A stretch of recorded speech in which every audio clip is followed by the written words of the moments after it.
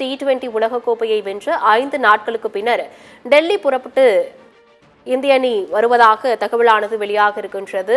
பார்படாஸில் சூறாவளியால் விமானங்கள் ரத்து செய்யப்பட்டதன் காரணமாக நாடு திரும்புவதில் 5 நாட்கள் தாமதமானது ஏற்பட்ட நிலையில் தற்பொழுது அவர்கள் தாயகம் திரும்புவதாக தகவலானது வெளியாக இருக்கின்றது. சூறாவளி கரையை கடந்த நிலையில் தனி விமானம் மூலம் இந்திய கிரிக்கெட் அணி தாயகம் திரும்புவதாக தெரிவிக்கப்பட்டிருக்கின்றது.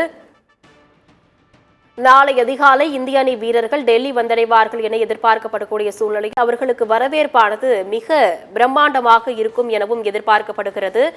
T20 உலகக்கோப்பை கோப்பையுடன் இந்திய அணி வீரர்கள் தாயகம் திரும்புவதாக தெரிவிக்கப்பட்டிருக்கின்றது. 5 நாட்களுக்கு பின்னர் டெல்லி புறப்படவிருக்கின்றது இந்திய அணி. T20 உலகக்கோப்பையுடன் அவர்கள் தாயகம் திரும்புவார்கள் என்று எதிர்பார்க்கப்படுகிறது. பார்படாஸில் சூறாவளியால் விமானங்கள் ரத்து செய்யப்பட்டதன் காரணமாக நாடு திரும்புவதில் 5 நாட்கள் தாமதமானது ஏற்பட்டிருக்கக்கூடிய சூழ்நிலையில் தற்பொழுது அந்த புயலானது கரையை கடந்திருக்கின்றது.